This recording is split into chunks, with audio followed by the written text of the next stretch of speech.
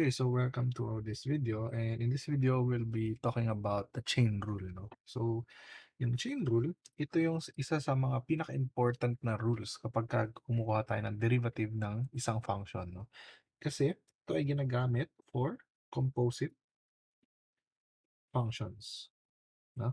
Ito yung mga f of g of x is equal to f of g of x. Okay? So remember this, no? So, kapagka meron tayong composite function, for example, we have f of g of x is equal to, let's say we have 2x to the fifth.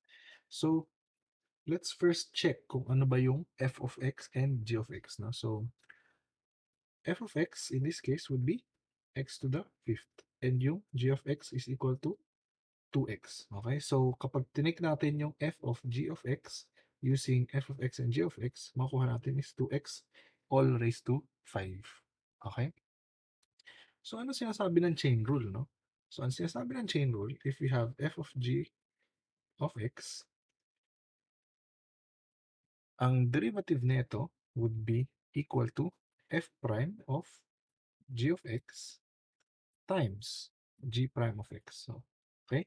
So, medyo magulo siya in this case, pero we can do an example here. No? So, let's take 2x to the fifth. So, sabi natin f of x is x to the fifth and g of x natin is 2x. No? So, yung derivative ng f of g of x, so f of g of x is, sabi natin, f prime ng g of x. So, this will become 5 times 2x to the fourth. No? So, bakit naging 5 times 2x to the fourth? So, binaba natin yung exponent dito.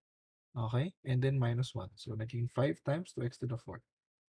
Times g prime of x. G prime of x is 2x. So g prime of x is the derivative of 2x. So, this is just times 2. Okay? So, this will become 10 times 2x to the fourth. Okay? Okay, so yun lang naman yung chain rule, and we will be doing more examples of the chain rule in our future videos. So see you in the next video.